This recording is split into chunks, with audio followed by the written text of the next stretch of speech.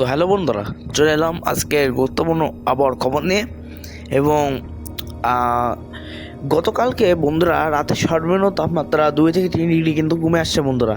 এটা আমরা অনেকেই খেয়াল করেছি। দিনের যেখানে সর্বোচ্চ তাপমাত্রা 30 ডিগ্রি হওয়ার কথা, সেখানে 15 ডিগ্রি ডিফারেন্স, মানে 15 ডিগ্রি নিচে নেমে যাচ্ছে বন্ধুরা। মানে রাতের সর্বনিম্ন তাপমাত্রা 16-15 ডিগ্রি ঘটে চলে আসছে। মানে রাতের তাপমাত্রা অনেক কমে গিয়ে শীত ভাব কিন্তু আমেজ ফিরে এসছে। তো এই মুহূর্তে আমরা উপগ্রহ চিত্রের মাধ্যমে দেখতে পাচ্ছি আমাদের বাংলাদেশ ও ভারতবর্ষ পুরো পরিষ্কার, কোথাও ঝড় বৃষ্টি বা ঝড় চালু নেই এবং বজ্রপাতও চালু নেই। তো আমরা সর্বপ্রথম আজ তাপমাত্রা মোটি নিয়ে থাকবো। গতকালকে দেশের সর্বনিম্ন তাপমাত্রা রেকর্ড করা হয়েছে সারা বাংলাদেশের মধ্যে যশোর জেলায় 15.9 বা 16 ডিগ্রি সেলসিয়াস। মানে অনেক কম, যাকে বলে অনেকটাই শীত কিন্তু ছিল। দক্ষিণাঞ্চল যশোর সব থেকে শীত ছিল কালকে। মানে সর্বনিম্ন তাপমাত্রা দিনের বেলা শীত না থাকলেও রাতে বা মধ্যরাত্রের শেষের দিকে ভোরের দিকে শীত ছিল বন্ধুরা। সর্বপ্রথম আমরা তাপমাত্রা আপডেট দিয়ে দেবো। টেম্পারেচার অবস্থা কি? রংপুর বিভাগের সব জায়গায় 28 থেকে 27 degree Celsius, Joypurhat 28 degree Celsius, Rajshahi বিভাগের সব কয়টা জেলায় 30 থেকে 29 ডিগ্রি সেলসিয়াস, ময়মনসিংহের সব জায়গায় 28 থেকে 27 ডিগ্রি সেলসিয়াস, সিলেট বিভাগের সব জায়গায় 28 থেকে 27 ডিগ্রি সেলসিয়াস এবং ঢাকা বিভাগের সব জায়গায় 31 ডিগ্রি সেলসিয়াস, কুমিল্লা বিভাগের সব জায়গায় 30 ডিগ্রি সেলসিয়াস, লাগান্দু, রাঙামাটি, খাগড়াছড়ি 29 ডিগ্রি সেলসিয়াস, চট্টগ্রাম বিভাগের সব কয়টা জেলায় 29 থেকে 27 ডিগ্রি সেলসিয়াসের ঘরে রয়েছে বন্ধুরা। বরিশাল বিভাগের সব জায়গায় 29 ডিগ্রি ঘরে, বরগুনা 31 ডিগ্রি সেলসিয়াস এবং খুলনা বিভাগের সব জায়গায় 29 থেকে 31 ডিগ্রি সেলসিয়াসের ঘরে। এদিকে পশ্চিমবঙ্গের পুরুলিয়া, শার্শা, বগলপুর, দেওঘর, ধানবাদ 30-29, দুর্গাপুর, কৃষ্ণনগর, খড়গপুর, জামশেদপুর, পুরুলিয়া, বাঁকুড়া তো আছে, কলকাতা, দীঘা, মন্দারমণি সব 30-31-এর ঘরে বন্ধুরা। সর্বনিম্ন তাপমাত্রা রাতে কত হবে বন্ধুরা? সর্বনিম্ন তাপমাত্রা বন্ধুরা আমরা দেখতে পাচ্ছি তাপমাত্রা প্রায় 14 ডিগ্রিতে চলে আসছে বন্ধুরা। বিশাল গরম, মানে বেশ ঠান্ডা বলা যায়। 14 ডিগ্রি রংপুর বিভাগের সব জায়গায় 14 ডিগ্রি সেলসিয়াস, জয়পুরহাটের সব জায়গায়ও 14 ডিগ্রি সেলসিয়াস, ময়মনসিংহ, সিলেট 16, ঢাকায় 19, যেখানে ঢাকায় কয়েকদিন আগে ছিল সর্বনিম্ন তাপমাত্রা 21 থেকে 20 ডিগ্রি সেলসিয়াস, সেখানে আবার 19 চলে আসছে, 3 ডিগ্রি কমে গেছে।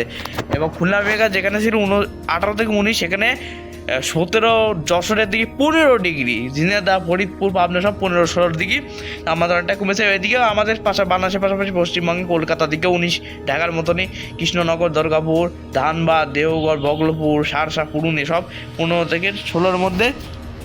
এবং যত যাই বলি বন্ধুরা, এই মার্চ মাসের সাথে এই ফেব্রুয়ারির তাপমাত্রা পারবে না বন্ধুরা। মার্চ মাস সবচেয়ে শক্তিশালী, মার্চ, এপ্রিল, মে, জুন, জুলাই সব থেকে শক্তিশালী তাপমাত্রা বা তাপপ্রবাহের মাস। এই সময় কিন্তু ঠান্ডা কিন্তু এই তাপমাত্রার সাথে পারে না বা ক্ষমতায় নেই, শক্তিশালী বলে এই ধারের কাছে আসতে পারবে না বন্ধুরা। তো এই দেখুন, এটা যদি মার্চ মাসে 1 তারিখের নিচে দেখায়, দেখছেন বন্ধুরা? কি দেখছিলেন, কি দেখলেন, কি দেখে বুঝছেন? যেখানে ছিল 14, সেখানে 2 ডিগ্রি বাড়ছে, 16 চলে আসতেছে। আমাদের দক্ষিণাঞ্চলে ঢাকায় 19 থাকবে, কিন্তু খুলনা বিভাগে কিন্তু ফের ওই 21-22 ডিগ্রি, 20 ডিগ্রি ঘরে উঠে আসছে বন্ধুরা। বেশ গরম বলা যায়। রাত্রে মোটামুটি ঝিরিঝিরি পাখাও লাগতে পারে এই সময়, পয়লা মাস থেকে বা ফেব্রুয়ারি মাসে 28 তারিখ শেষের দিকে। এবং দেখুন এই যে সব দক্ষিণাঞ্চলে তাপমাত্রা কিন্তু মানে আর্দ্রতাপূর্ণ, অস্বস্তিকর, জলে অশ্বপূর্ণ বাতাস প্রবেশ করতেছে, যার ফলে কিন্তু তাপমাত্রা রাত্রিকালীন যে শীত ওটা কমে যাবে এবং তাপমাত্রা অনেকটাই বাড়ার সম্ভাবনা রয়েছে আগামী বেশ কয়েকটা দিন। এবং ঝড় বৃষ্টির খবর পাওয়া যায় কি না সেটা আমি বলে দিচ্ছি। আগে আমরা তাপমাত্রা মুডের খবর আগে শেষ করব, তারপরে আমরা ঝড় বৃষ্টি মুডে নিয়ে যাব যে বাংলাদেশে কোন কোন জায়গায় মার্চ মাসে তীব্র কালবৈশাখী ঝড়ের সম্ভাবনা আছে। তো আমরা দেখে নিলাম। এবং কলকাতা, এই পাশাপাশি কলকাতা, দীঘার দিকে মোটামুটি 23, হলদিয়া 23, ডায়মন্ড হারবার 23-22, কলকাতা, হুগলি, চুঁচুড়ার দিকে 21 ডিগ্রি, বোলপুর, সালার, মাল্লাপুর, কুদনাথ, আসানসোল, বেরমপুর এবং আছে দুলহান, সাগার, বানকা, বগলপুর, সাহেবগঞ্জ এসব জায়গায় কিন্তু মোটামুটি বন্ধুরা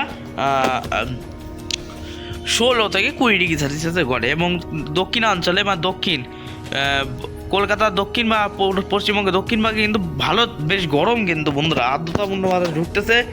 এমনি দেখুন বন্ধুরা কীভাবে যাচ্ছে, এটা দেখাই দিয়ে আমরা সরাসরি। দেখুন এমনি কিন্তু ঝিরিঝিরি বাতাস আছে রাত্রে, এমনি কিন্তু সোজা চলে যাচ্ছে উত্তর অঞ্চলের দিকে। দেখুন বঙ্গোপসাগর থেকে ঢুকছে আর ঢুকে এদিকেই যাচ্ছে, এই দেখুন সরাসরি। আর উত্তর পশ্চিম দিক থেকে হাওয়া সোজা যাচ্ছে, যে এখানে যে সরাসরি বাড়ি খাচ্ছে বন্ধুরা। এই দেখুন দেখাচ্ছি বন্ধুরা, দেখুন সরাসরিতে কিন্তু এখান থেকে বাড়ি খাচ্ছে। এখানে কিন্তু হয়তো হয়তো বজ্র মেঘ হয়তো এই হতে পারবে না, কিন্তু সামনে হবে সম্ভবত।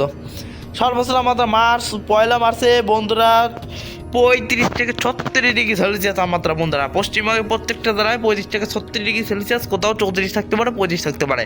বাংলাদেশেও সেভাবে 29 থেকে 34, খুলনা বিভাগে সব জায়গায় 33, ঢাকা বিভাগে সব জায়গায় 34-35 গরম। এসি চালানো লাগবে, এসির দরকার হবে। মসজিদ তারাবির সময় এসির দরকার হবে, ফজরের সময় ফ্যান লাগবে এরকম। ওই সময় কিন্তু ফ্যান চালালে কোনো সমস্যা হবে না। এবং এই তাপমাত্রা আর 10 তারিখের তো আরও বাড়বে বন্ধুরা, সেটা কবে বলি দিই।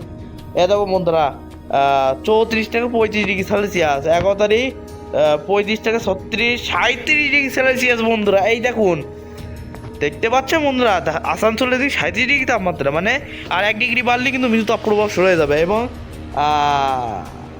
ধরি বন্ধুরা যে হ্যাঁ বন্ধুরা, অনেকটা তাপমাত্রা বাড়ছে। খড়গপুরের দিকে 37 থেকে 38 মৃদু তাপপ্রবাহ, দক্ষিণবঙ্গের প্রত্যেকটা জেলায় শুরু হয়ে যাচ্ছে। এখনও বাংলাদেশে থেকে সেখানে 34, এখনও 35 উঠতে পারেনি, কিন্তু হাইস্ট 34 গেছে। হয়তো 13-14 তারিখে ভয়াল রূপ নেমে গরম, তারপরে কিন্তু বৃষ্টি, রহমতের বৃষ্টি হবে ইনশাল্লাহ। তাপমাত্রা মুঠ দেখা দিলাম। এবং হ্যাঁ বন্ধুরা, একটা প্রশ্ন আছে আপনাদের, এই যে আমরা রাত্রি ফ্যান বন্ধ করে ঘুমাই, রাত্রি ফ্যান লাগতেছে না, তো এটা কবে থেকে লাগবে বলে দিই।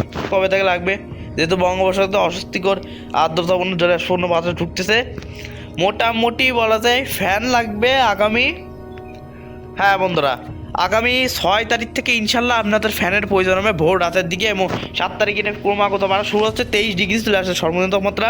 8 তারিখে ওই 23-24 ডিগ্রি, অনেক জায়গায় 21 ডিগ্রিও থাকতে পারে।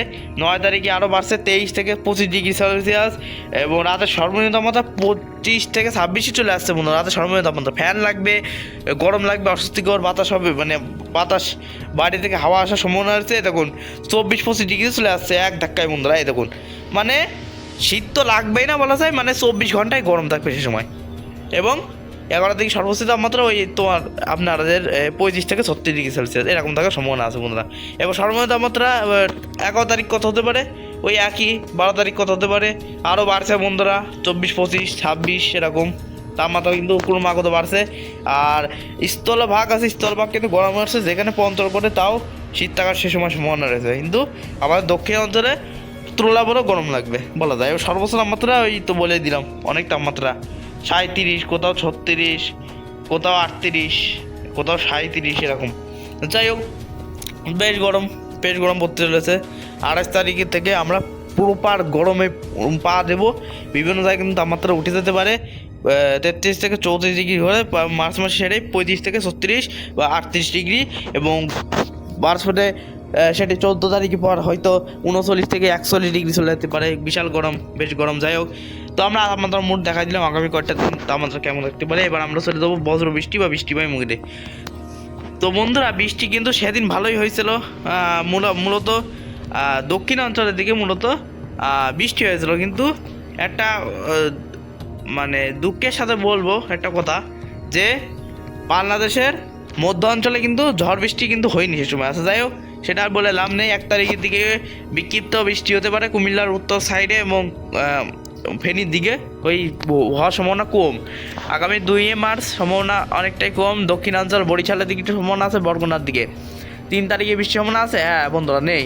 4 তারিখে সম্ভাবনা নেই, 5 তারিখ বৃহস্পতিবার নেই, 6 তারিখ শুক্রবারেও নেই, 7 তারিখ সম্ভাবনা আছে নেই, 8 তারিখে আছে নেই। 9 তারিখের থেকে বন্ধুরা একটু করে বৃষ্টি খবর পাওয়া যাচ্ছে। বজ্র বৃষ্টি ময়মনসিংহ, ত্রিশা, নেত্রকোনা, নলকা, জামালপুর, ইসলামাপুর, সরসাবাড়ি, দুনাদ, গাততৈল এবং সিরাজগঞ্জ, উল্লাপাড়া এসব জায়গায় কিন্তু বজ্র সহ বৃষ্টিপাত বা পাশাপাশি সিলেটের দিকে হতে পারে বন্ধুরা। আগামী 10 তারিখে বন্ধুরা সিলেটের পূর্ব উত্তর ভাগে কিন্তু ভালো বৃষ্টি হওয়ার সম্ভাবনা আছে। এবং 11 তারিখে এটি দেখায়, 11 তারিখে ছড়িয়ে ছিটিয়ে ত্রিপুরার আগরতলা, আমবাসা, মিজোরাম এবং শ্রীমঙ্গল উপজেলায় বৃষ্টির সম্ভাবনা আছে। কিন্তু সেখানে ঢাকার দিকে এখনও বৃষ্টির খবর পাওয়া যাচ্ছে। কিন্তু এই সেদিনকে যেহেতু বৃষ্টি আছে কলকাতা, আমাদের দক্ষিণে খুলনা বিভাগে ফরিদপুর, নড়াইল, যশোর এসব থেকে হয়েছে, তাই মার্চ মাসে 11-12 তারিখ পর্যন্ত এই বৃষ্টি এখন দেখাচ্ছে না, মানে দক্ষিণ অঞ্চলে এমন পশ্চিমবঙ্গের দক্ষিণবঙ্গে, এবং 12 তারিখে কিন্তু এইবার কিন্তু দক্ষিণবঙ্গে আস্তে আস্তে দক্ষিণ অঞ্চলে বৃষ্টি, যেমন আছে ফেনী, লক্ষ্মীপুর, বহুপাল, বরগুনা, ফিরোজপুর, বরিশাল, তারপর আছে মতিরহাট, কুমিল্লা, ত্রিপুরা, আমারপুর, উদয়পুরের সাথে কিন্তু এবার বৃষ্টি আর সম্ভাবনা আস্তে আস্তে তুলে আসছে মনে হচ্ছে। যাই হোক, আপডেট যত পরিবর্তন হবে ততই বৃষ্টির খবর পাওয়া যাবে, এবং আর ওই মেঘমালা বা কুয়াশা মুড়ি নিচে দেখাচ্ছি না বন্ধুরা, কেন এখন এইবারে কুয়াশার সম্ভাবনা নেই এবং বৃষ্টির পরিমাণ নিচে দেখাচ্ছি না, যেহেতু তুলনামূলক বৃষ্টির সম্ভাবনা খুবই কম আছে। তো বন্ধুরা, অ্যান্টি সাইক্লোনটি কবে তৈরি হচ্ছে? আজকে 26 তারিখ অ্যান্টি সাইক্লোন সক্রিয় হচ্ছে না বন্ধুরা, মোটামুটি বলা যায়। তবে আগামীকাল থেকে ইনশাল্লাহ অ্যান্টি সাইক্লোন আস্তে আস্তে তৈরি হবে মধ্য বঙ্গোপসাগরে, এবং 28 তারিখ থেকে মধ্য বঙ্গোপসাগরে ক্রমাগত শক্তিশালী হবে এই অ্যান্টি সাইক্লোন। দেখতে পাচ্ছেন এটা কিন্তু সক্রিয় হওয়ার সম্ভাবনা আছে, এবং এই যে বাতার সাথে ঘড়ি কাটার মতন এইভাবে ঘোরার সম্ভাবনা আছে বন্ধুরা। মানে ঘড়ি কাটাতে এরকম ডান দিকে ঘোরে, অ্যান্টি সাইক্লোন কিন্তু ডান দিকে ঘোরে, আর ঘূর্ণিঝড় বাম দিকে ঘোরে। যখন ঘূর্ণিঝড় হয় তখন কী হয়, এরকম হয়, এরকম করে ঘোরে, তখন যেভাবে দেখাচ্ছে বন্ধুরা। আর অ্যান্টি সাইক্লোন যদি হয়, ধরুন বন্ধুরা আমি এটা অনুমান দিচ্ছি, অ্যান্টি সাইক্লোন হলে কী হয়, এরকম ঘড়ির কাটার মতন এরকম গোল ঘোরে, ঠিক আছে বন্ধুরা, এরকম ঘড়ি কাটার মতো করে।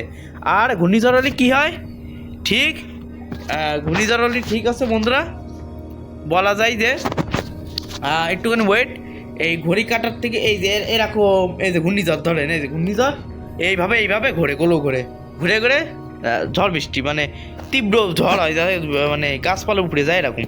যাই হোক, জানিয়ে দিলাম। এবং শুধু আমাদের বাংলাদেশের পাশাপাশি শুধু ওই বাংলাদেশে যে অ্যান্টি সাইক্লোন তৈরি হবে তা না বন্ধুরা, আমাদের ওই পাশাপাশি ওই যে আরবিয়া বা আরব সাগর আছে না, হ্যাঁ, বন্ধুরা এই যে বঙ্গোপসাগরে সক্রিয় থাকবে প্লাস আরব সাগরে সক্রিয় থাকবে। এবার বঙ্গোপসাগরে জলশূন্য বাতাস ঢুকতে থাকবে সরাসরি বাংলাদেশের দিকে, এবং এই আরব সাগরের বাতাস সরাসরি এখান থেকে ঘুরিয়ে এখান থেকে পেঁচায় এসে আবার এখানে বাংলাদেশের দিকে আসবে আবারে।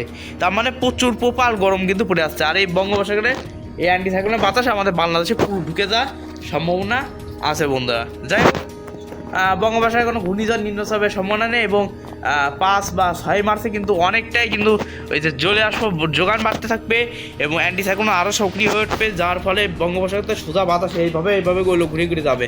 অনেক বাতাস হবে কিন্তু গরম বেশি, প্রপারলি গরম বা গুমুট ব্যবসা গরম বা আর্দ্রতার পরিমাণ বাড়তে পারে। যাই হোক, আর কিন্তু ওয়েদার আপডেট এখনও 10 তারিখ পর্যন্ত কোনো ঘূর্ণিঝড় সম্ভাবনা নেই, নিম্নচাপের সম্ভাবনা নেই, বা অ্যান্টি সাইক্লোন মধ্য বঙ্গোপসাগরে আর কিন্তু সরবে না 7-8 মাস আগে।